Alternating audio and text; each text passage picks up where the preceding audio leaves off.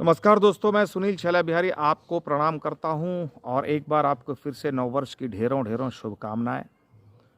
आज मैं आया हूं एक बहुत ही संवेदनशील मुद्दा पर बात करने, और वह यह है कि हम एक ऐसे देश में रहते हैं जहां पे हर साल 1.5 लाख लोग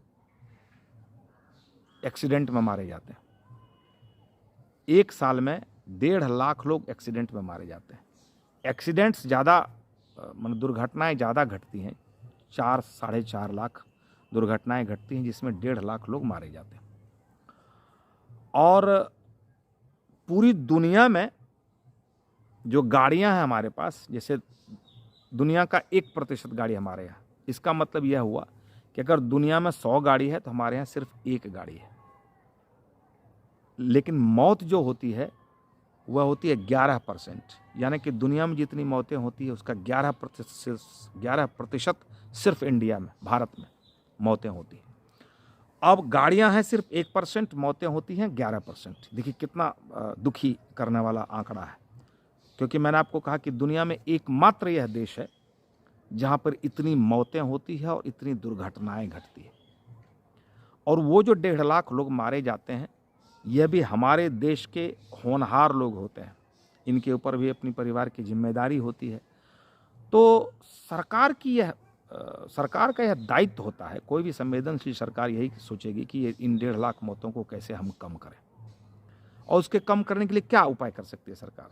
एक बार सरकार ये सोच सकती है कि हमारे देश में साक्षरता दर कम है, यानी कि शिक्षित लोगों की संख्या कम है, शायद इसलिए मौतें हो रही है। इंफ्रास्ट्रक्चर कम है, शायद इसलिए मौतें हो रही है। लेकिन आपको मैं बताऊं कि जिस तरह से साक्षरता दर की भी बढ़ोतरी हो रही है, शिक्षित लोगों की संख्या बढ़ रही है, उसी हिसाब से इंफ्रास्ट्रक्चर बहुत तेज़ी से बढ़ रहा है हमारे यहाँ।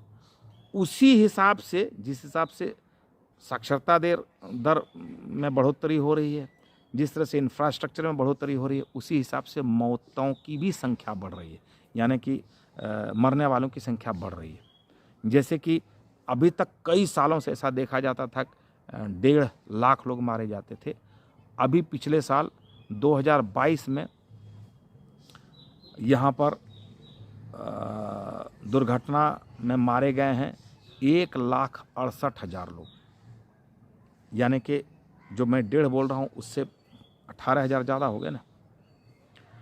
तो ये बहुत ही दुखदाई है कि हमारे यहाँ शिक्षित लोगों की संख्या भी बढ़ रही है, हमारे यहाँ इंफ्रास्ट्रक्चर भी बढ़ रहा है, और उस हिसाब से हमारे यहाँ मौतें भी बढ़ रही है, मरने वालों की संख्या भी बढ़ रही है। और कोई भी संवेदनशील सरकार जो होगी वह इन मौतों को कम करने की कोशिश करेगी। तो सबसे पहले यह देखने की कोशिश करेगी कि इसमें कैसे कमी लाई जाए।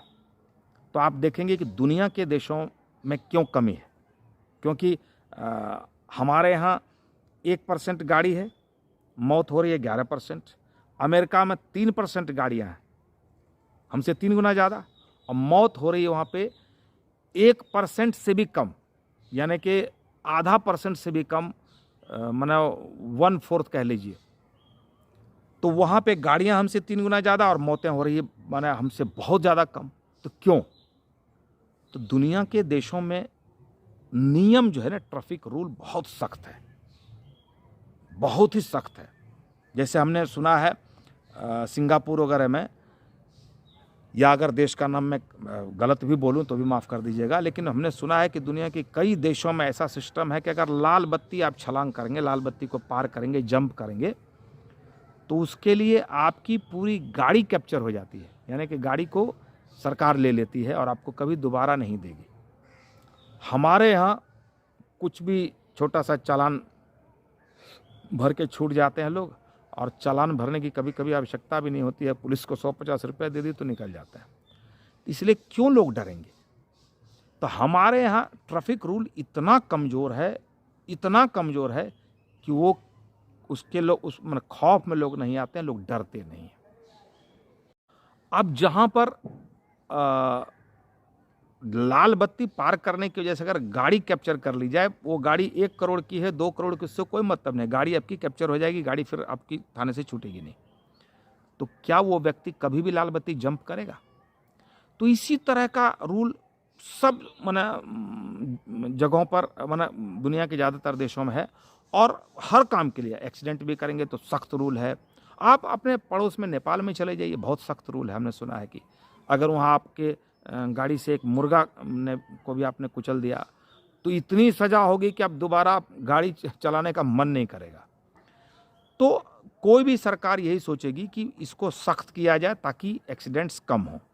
इसके लिए पिछले दिनों हमारे यहाँ इंडिया में ट्रैफिक रूल में थोड़ा सा चालान वगैरह बढ़ाया गया कि ज़्यादा चालान करेंगे तो लोग डरेंगे। उसके बाद इतना आंदोलन हुआ पूरे देश में, इतना आंदोलन हुआ और सबसे ज़्यादा बिहार में आंदोलन हुआ। और आखिरकार सरकार को वह जो है जो ट्रैफिक रूल में जो सख्ती आई थी उसको फिर से वापस करना पड़ा। और अभी आप सुन रहे होंगे कि जगह जगह ड्राइवर साहब सब ने गाड़ियों को रोक रखा है, सड़क जाम किया। वो किस लिए? क्योंकि एक्सीडेंट्स को कम करने के लिए सरकार ने एक नियम निकाला कि अब अगर एक्सीडेंट करेंगे आप तो आपको उस जिसको आप एक्सीडेंट करेंगे उसको छोड़ के नहीं भागेंगे। अगर आप छोड़ के भागेंगे तो आपको शायद 7-8 लाख रुपए के जुर्माना और 10 साल या फिर 10 साल की कैद ऐसे हो सकती है।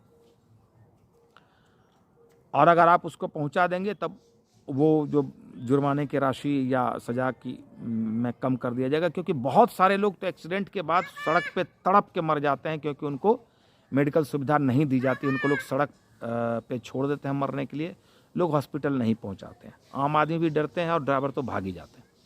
अब ये जो सड़क जाम वगैरह चल रहा है उसमें ड्राइवर की दलील है कि हम अगर लेके जाएंगे पेशेंट को या दुर्घटनाग्रस्त व्यक्ति को हॉस्पिटल लेके जाएंगे, वहाँ खड़े रहेंगे तो लोग हमको मार देंगे। खैर ठीक है, उसके लिए भी रूल है, मार नहीं सकता है लोग, लेकिन उसके लिए हमारी एक जागृति होनी चाहिए कि हम उसी ड्राइवर को कहें कि भाई आप पहुंचा दीजिए। लेकिन खैर मुद्दा भी वो नहीं, मुद्दा ये है कि अभी जो ड्राइवरों ने हड़ताल किया हुआ है, सड़क जाम किया हुआ है और आम लोगों को कष्ट और परेशानी में डाल रहे हैं। आखिर उन ड्राइवरों से मैं पूछना चाहता हूं कि भाई आप एक चीज़ बताइए कि वो जो 1.5 लाख लोग मरते हैं जो अब 1,68,000 2022 में जो 1,68,000 लोग मरे हैं, भाई वो भी तो इंसान ही है। उनको कैसे बचाया जाए? आपके पास क्या इसका रूल है ये बताइए। आप ही बताइए कि सरकार क्या करे। और यहाँ जब भी सरकार कोई भी कुछ भी माने कानून में सख्ती लाएगी या कुछ करेगी, कोई नियम बनाएगी, कोई कानून बनाएगी, फट से लोग सड़क पर उतर जाते हैं और रोड जाम करने लगते हैं। ऐसा किसी देश में होता नहीं।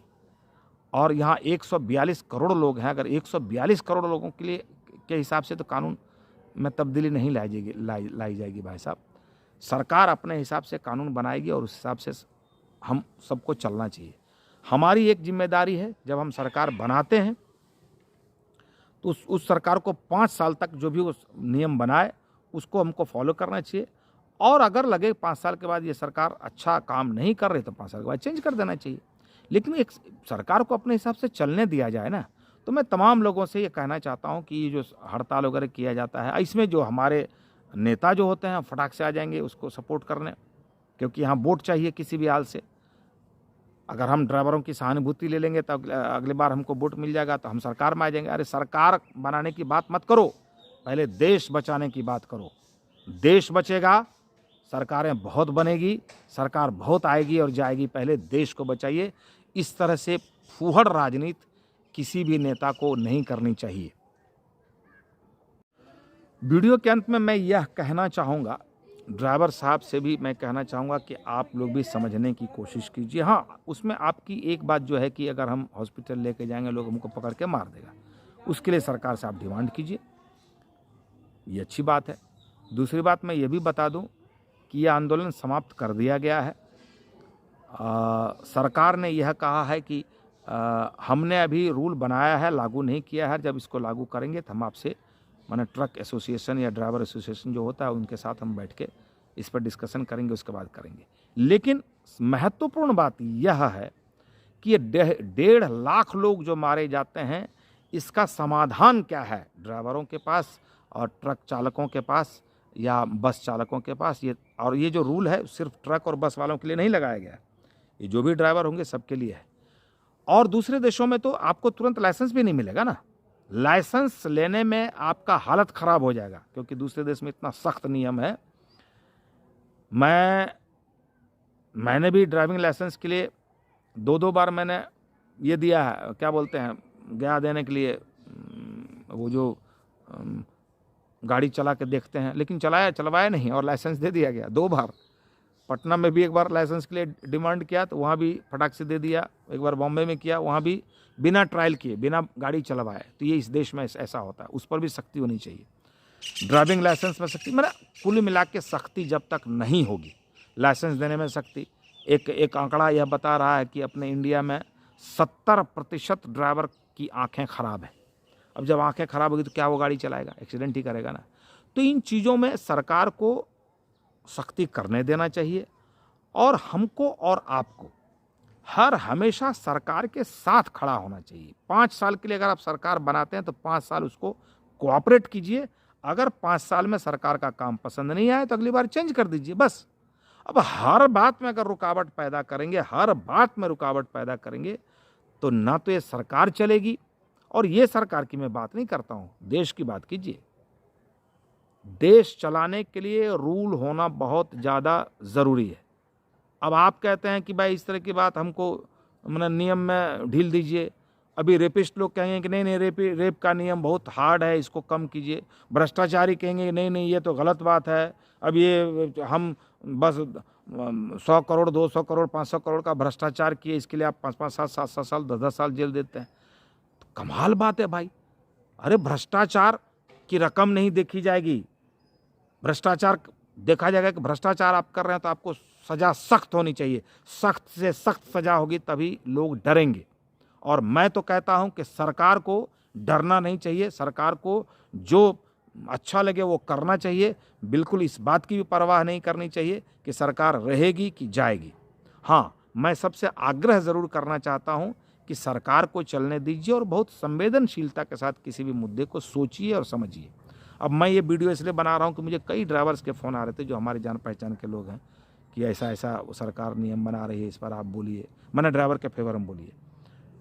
मैं एक बात बताऊं, मैं किसी के फेवर में बात नहीं करता हूं मैं देश के फेवर में बात करता हूं। जो देश के लिए अच्छा हो वो हर हमेशा होना चाहिए। मेरा एक लड़का था जो मेरी गाड़ी चला रहा था, वो गाड़ी चला, एक्सीडेंट भी मार दिया। वो उसने एक्सीडेंट किया, वो मेरा अभी 68,000 रुपया लगा, मैंने इंश्योरेंस से मिला, अलग बात है।